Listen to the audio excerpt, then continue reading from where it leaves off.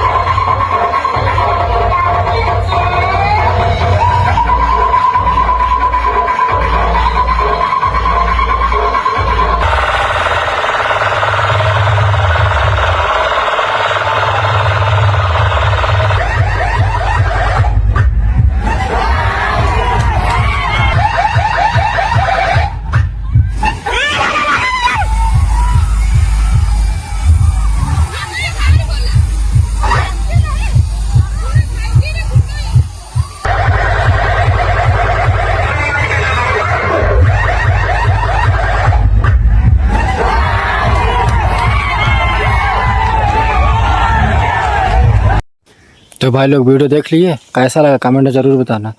भाई मैं आपसे एक बात कहना चाहता हूँ कि भाई सभी डीजे वाले से भाई लोग ऐसे कंपटीशन मत किया करें जो कि आपका नुकसान, आपके सामान का नुकसान हो, आपके डीजे वाले को या किसी को चोट लग जाए। जय श्री राम। किया करो, नहीं है आपका नुकसान हो जाए, क्या हो जाए भाई, प्लीज़ ऐसे मत किया करो यार।